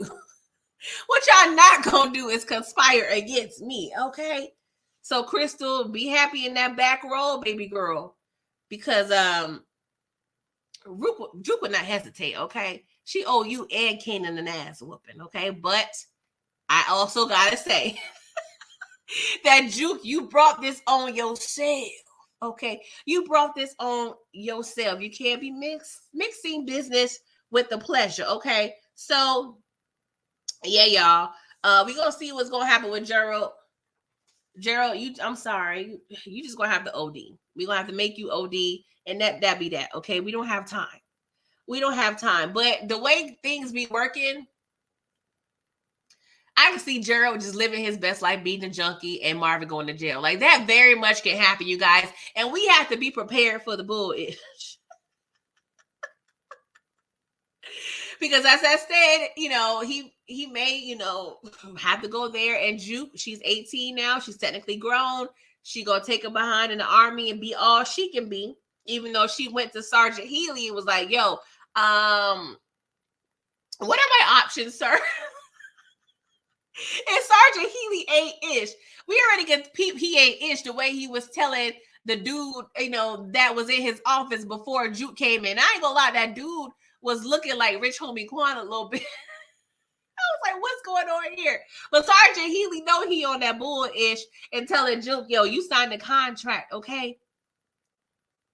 And you made America a promise. And she was like, America done promised me a bunch of and they didn't come through. I ain't gonna lie, I was getting very much triggered because I wanted to curse out Sergeant Healy my goddamn self because I was really about to go on the whole goddamn rant about redlining and slavery and Jim Crow and all this type of I was triggered, y'all. PG was triggered. I was like, all right, PG, calm down. Okay, your asthma pump getting a little, your pumps are getting a little low with your inhaler. So calm down, boo. But I do feel like this group is going to dismantle just in a nick of time to where she is still going to be able to start her obligation with the army. I feel like it's going to work out to where she's still going to possibly just go into the army. But yeah, Sergeant Healy, you on that BS talk about America done promised us freedom. What? Yeah, Sergeant Healy, you on that BS. He already knew the way Juke left and the way his face was looking. Yeah, he was like, yeah, I'm on that bull-ish. We got quotas. We got to get these people in the door. We don't have a good track record with these wars. We got to do all we can to get these people enlisted, okay? So, y'all, we see Lulu in the car, right? Drunk as a skunk. And he's looking at his blicky, right? And I ain't gonna lie, the first few times when I watched this scene, I was like, Lulu, are you gonna hurt yourself? What are you contemplating? But then I also asked myself, would he contemplate hurting somebody else? Now, I did have a wild theory at the beginning of the episode that Lulu would try to off Rock or something. I'm not sure if that's as far-fetched now. But I don't know. Will Lulu try to hurt somebody? Will he try to hurt Rock? Would he do what we all do and see in the Power universe? It's off our parents. Will he try to hurt? Will he try to go to Joyce and give her a good monologue about that burnt ass toast before he toasts her? I don't know. I really don't see him going at Joyce, but that definitely would be par for the course in terms of the Power universe. But in the previews, we kind of see what happens, in the predicament that Lulu gets into with Howard and Rock and all that. So we're going to have to see. We are going to have to see, right? And so the last scene, y'all. Oh my God. It's just even thinking about this last scene, I don't know, it's giving, what's that, Ren and Stimpy? Happy, happy, joy, joy, happy, happy, joy. I don't know what cartoon that is from, but I was just happy, and filled with joy, joy, right? Because we see old raggedy ass, ungrateful, backstabbing, naive, telenovela watching, thirsty, scary ass Selena hating ass B.I. Juliana over here drying her dishes, not a care in the world, right? And once I heard Raquel Thomas say, you always gonna be that scared little bitch selling Lucy's at the corner store to me, I already knew it was gonna be on and popping, literally popping up in that residence, y'all. I don't know if I like shed a tear or not, but your girl was so happy. Rock came up in there with that little slick back ponytail, that leather coat. Like, if you gonna murk somebody, you gonna murk them with style. You gonna murk them with fashion. Rock is not gonna do with, even though I like, the fit James St. Patrick, he had his little his puffer vest, his sweats and his sneakers. Like, it was cute or whatever. But Rock said, no, I'm going to come stepping. I'm going to be stomping with the big dogs. I'm going to wear my all black. I'm going to wear my heels, okay? She going to have the hair pushed back, okay? She either going to have a French roll or she going to have a ponytail, okay? She going to have one of the two. She going to have one of the two, right? So, of course, the only weak-ass comeback that Juliana got to say, my cousin will have your head. She was like, oh, okay, your cousin know I'm here. What are you talking about? Then she tried to pay Raquel Thomas off. Whatever you got in that house, baby girl, it ain't going to be enough. It wasn't going to be enough. I'm sorry, Juliana. And Rock's little monologue, I mean, she was eating the hell out of that monologue. She was like, you know what, the ish between me and you is way bigger than dollars and cents, baby girl. It's about knowing I win every effing day. Nobody could beat me. I do lose sometimes, though. And when she said, when I do lose sometimes, and I was just thinking about the scene with Lulu, because they was kind of playing that around the same time as this scene. So that's why I was really getting nervous about Lulu and that blicky. I'm like, oh my God. Oh my God. I ain't gonna lie. I was getting nervous with Lulu in that car. I don't know. I'm at the point where I low-key, I don't know. I'm gonna be hurt. I ain't gonna lie. I am a punk. So I will be hurt if something happened to Lulu.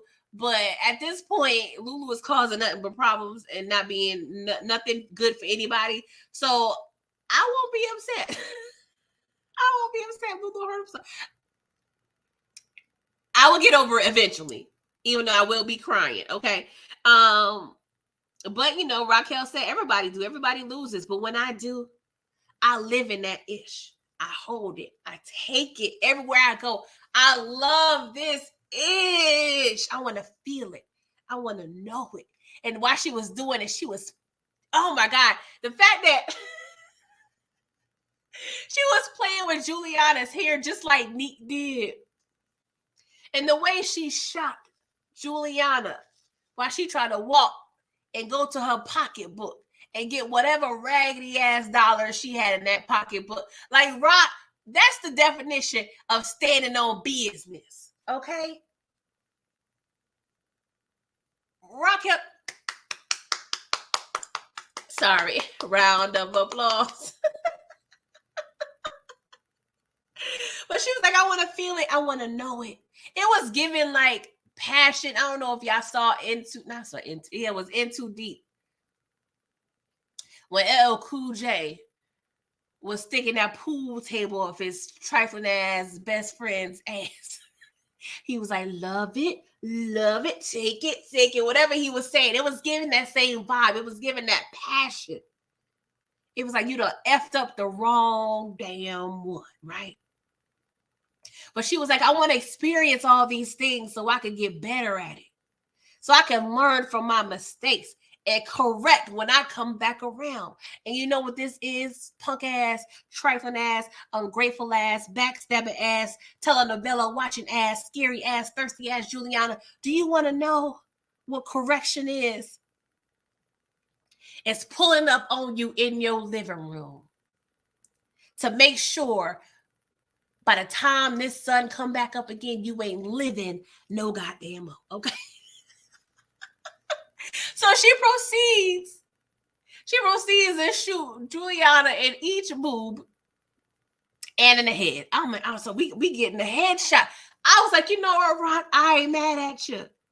And then we see Raquel Thomas turn off the lights and exit the goddamn premises. And what did Raquel Thomas tell Pops and Snaps? It ain't about the MFer who starts it. It's about the MFer, the last one to leave and turn off the lights. And Raquel said, I stand on business and I say what I mean and I mean what I say. So when I'm the last MFer to walk out this house, what I'm going to do? I'm going to turn off the MF and lights. I said, you know what? If that ain't poetic justice, I don't know what the hell is. Okay?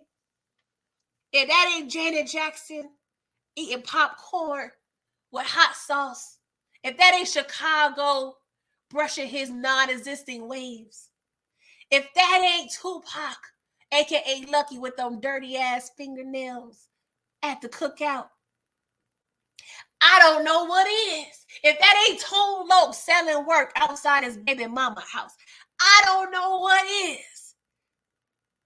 That right there, ladies and gents, is poetic justice. And look at you. Look at you. You wanted to do too damn much. And look where it got you.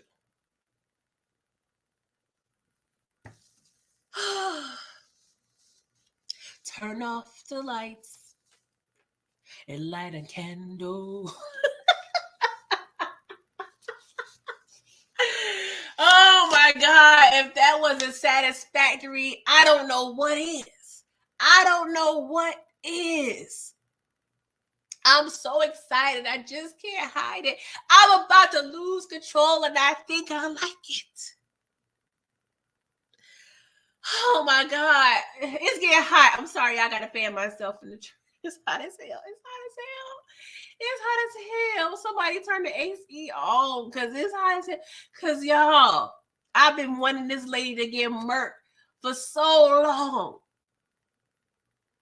So long. Oh, Lord, now you can go over there with Gabriel and spend the rest of your afterlives together.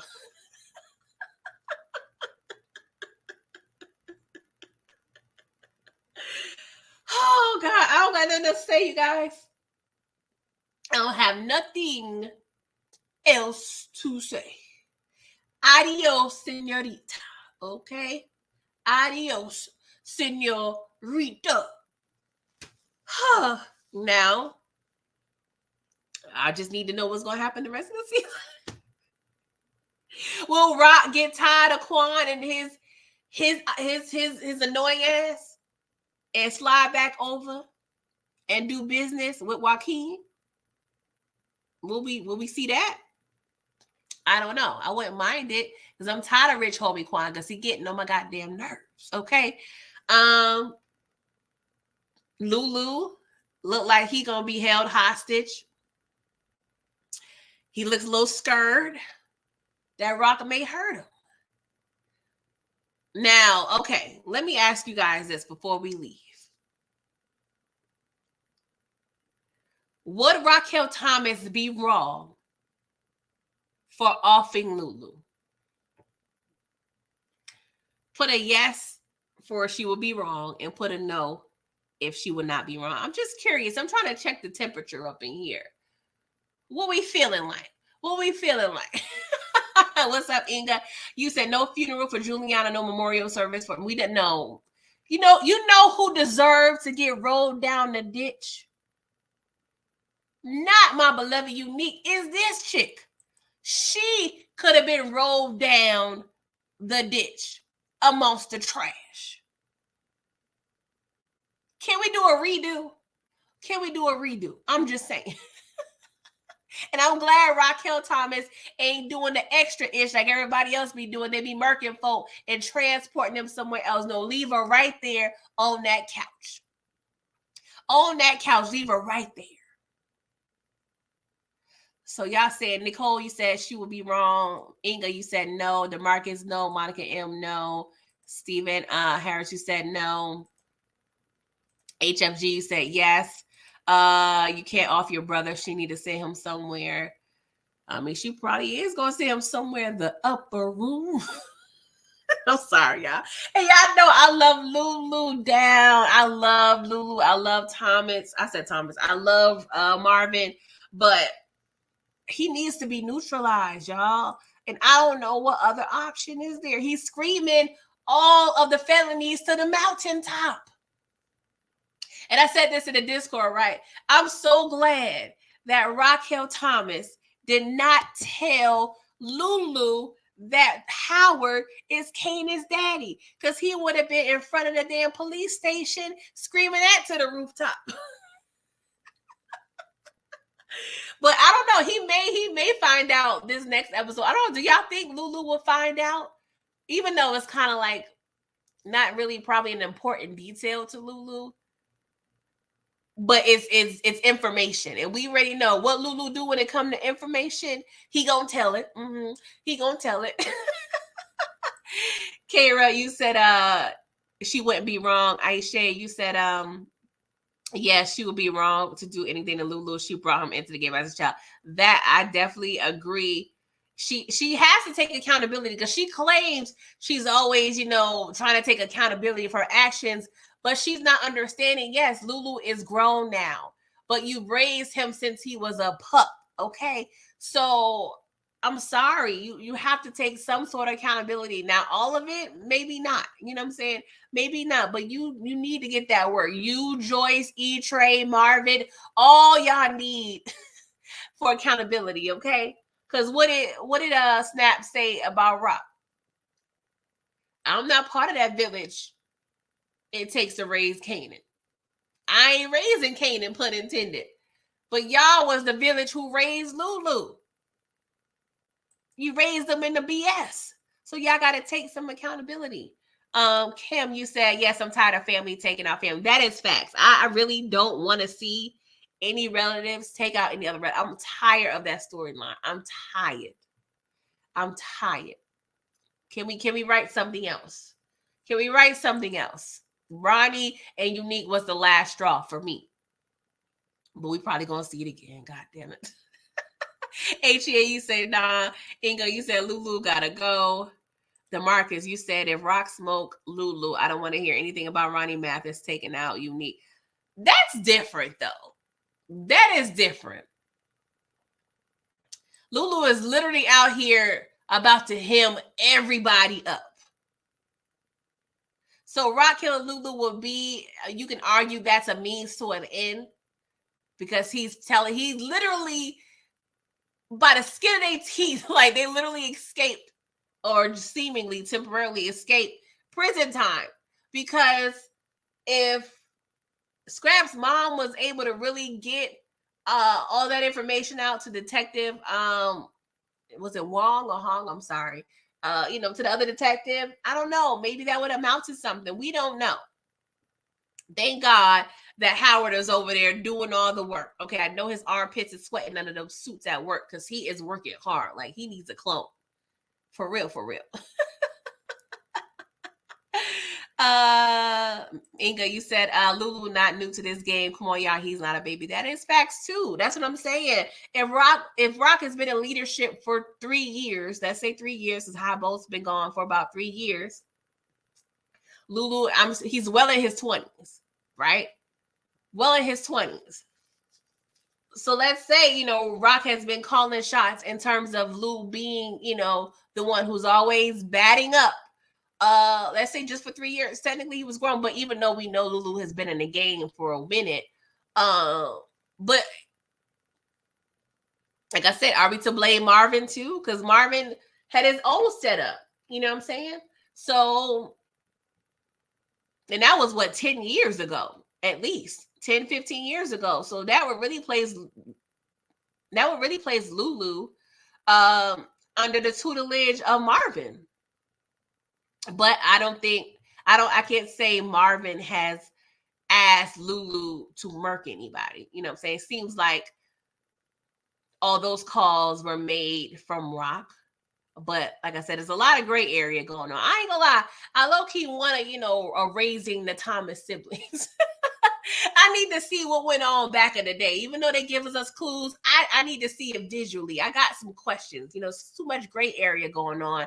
I got questions. I don't really give a F about Kanan at this point. Can we focus more on the Thomas family? And don't get me wrong, I understand we're about to approach season 4. We do got to get to the point where Kanan is fully unhinged and unleashed into the world. And it needs to, I guess, is raising Kanan. So people think, it needs to focus more on Kanan. So I get if the writers are going that direction, but just know PG don't give a good goddamn about Kanan at this point. I'm more invested into Rock, Marvin, and Lulu, even though I know we have to phase these characters out at some point, but I'm not ready to see none of them go. Kim, you said have someone else do it. It has to be done. Yeah. Everybody love this line. We straight killers, yo. Rock, I hope you didn't sell your old house, baby girl, because the way the HOA is going to approach your ass, you may have to go. You got too much activity. You had Unique over there, probably blasting his music at 3 a.m, because y'all was over there doing a sneaky link thing. You got strange cars over there, staking you out, i.e. Ronnie. Okay. You got the mob over there busting out windows. Okay. Like, Rock, you caused a lot of ruckus over here in this, this quiet neighborhood. Like, girl, you gonna have to find another spot. Inga, you said, I don't understand people saying they don't want family to be taken out. In real life, the mob and gangsters take out their family members as part of the game. Yeah. Mm-hmm. Aisha, you said LAPD just found a truck with a whole family. All 6 of them had a bullet in their heads. The news is saying it's a cartel hit. Lou would definitely be dead in real life. Yeah. That's what I'm saying. Lulu, you doing too much. So, you guys, that's all. I hope you guys enjoyed. Please like the video. If you want to give your rating of this episode, please do. I watched it a few times. So at this point, it's probably given like a 9.5. My initial, I was teetering between 9.25 and a 9.5 because I'm scared to rate it a 10 because I feel like they got a more of a piece of work that will supersede even this episode. So I'm gonna stick it at a 9.5. This is probably one of my favorite episodes of the season. Uh, Big Wolf always coming with a low rating. 3.62. Demarcus, you said 9. HEA 9. Dairy 9.5. Kira 9. Inga 9.5. Steven, you said I watched Power Raising Kanan episode 8 3 times. Yeah, I did about 3 to 4. Monica M, you said 9. Demarcus 9. Stephen Harris 9.4. Young Champ, what's up, Young Champ? 9.8. Monique 69. Wage Johnson, you said 9.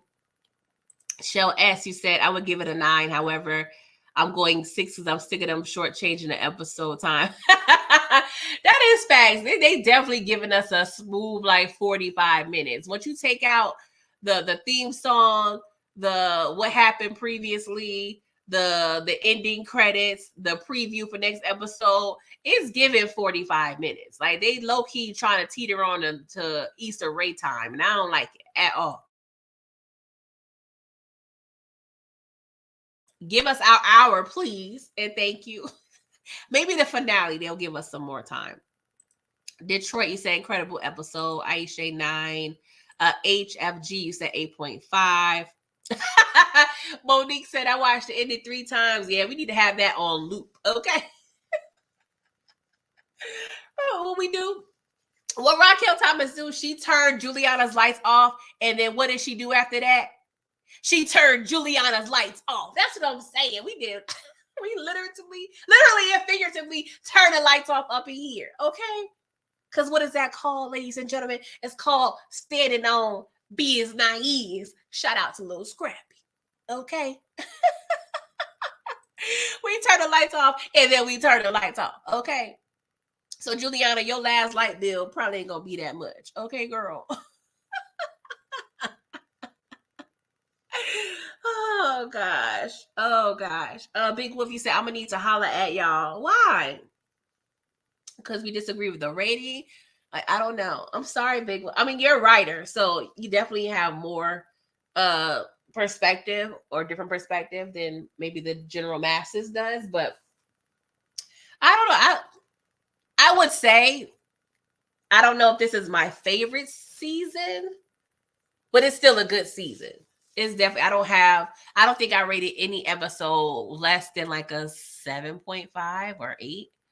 Like it's been a solid season. Even though y'all hurt me with that unique situation, but I understood, you in the game, you gotta go, but he had to go, especially by the hands of Ronnie. I'm just saying. But Ronnie, we would get justice on Ronnie too. Ronnie, you on the list? Who else on the list, y'all? Who else gotta go before we get out of here? Let's see here. Who else gotta go? Like Lulu gotta go, but he probably, I don't know if I want him to die. Just like I said, take him to Idaho, Montana, Nebraska, North Dakota, South Dakota. Put him somewhere with some farm animals and let him snitch to all the cows and horses he want to with no cellular devices. Just let him just get some rest. Maybe he could find oh God, maybe he could find old girl from Snowfall because she over there cleaning up horse shit. Him and Aunt Louie could be living their best life over there on farmland. Okay.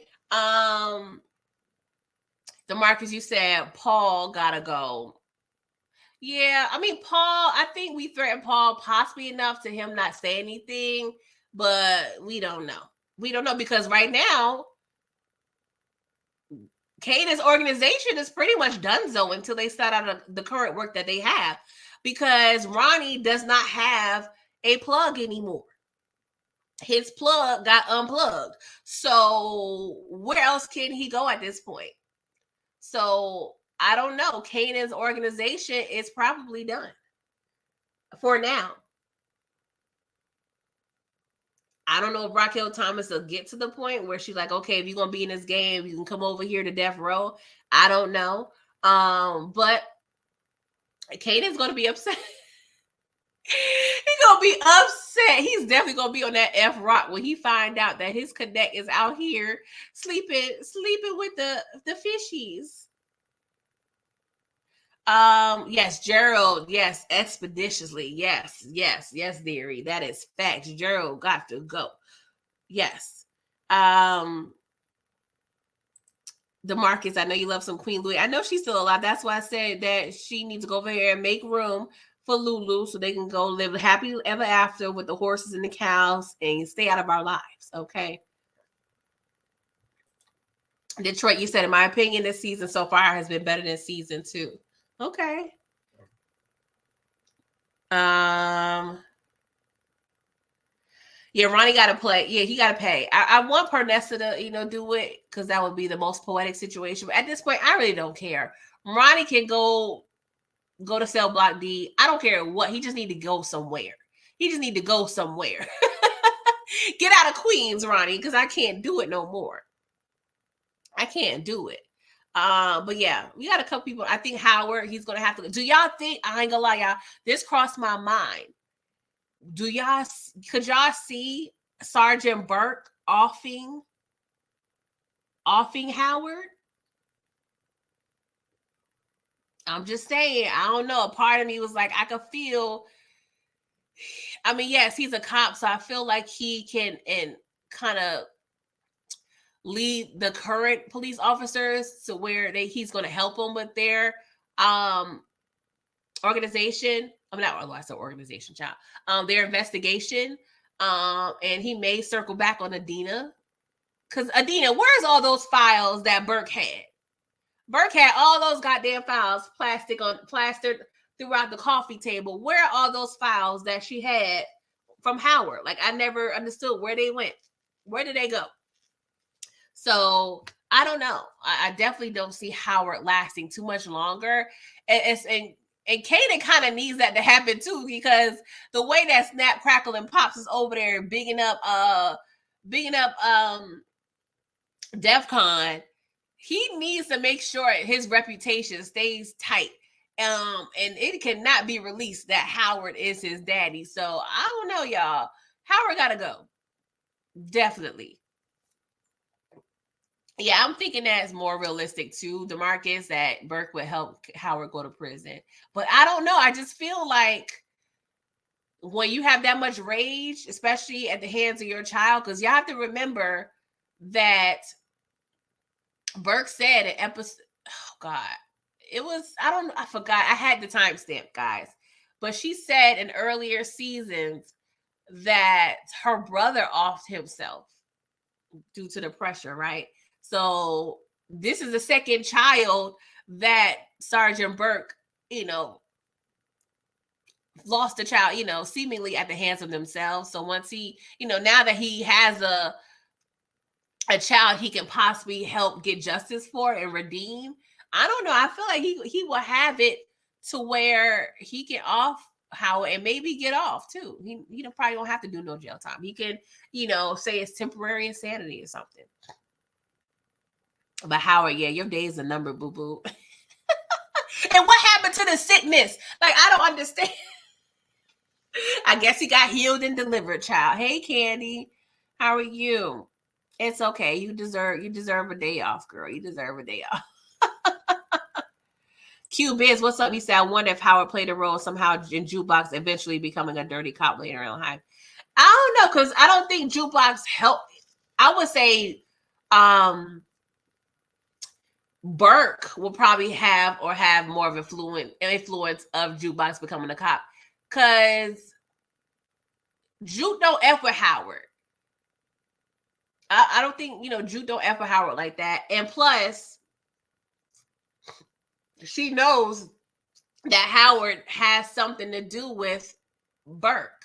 And like I said earlier, the scene last season where Juke and Howard they crossed paths when Howard was on the way to Mr. Bingham's house.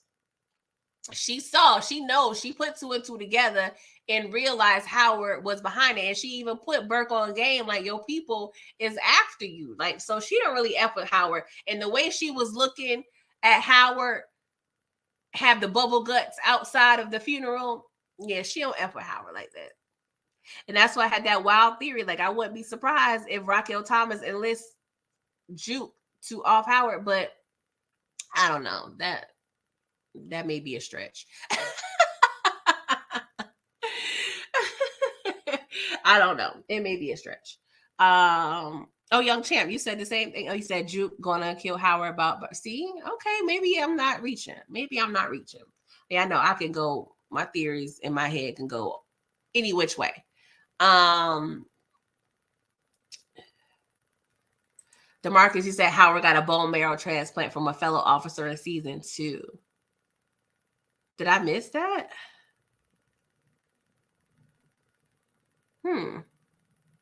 Did I miss that? I must have missed that. Monica M, you said when he got shot, they found a policeman with a bone marrow match. Okay. That's crazy. I must have missed that. My bad, y'all. I missed that. Thank you for clarifying that. See, we be helping each other up in here, okay?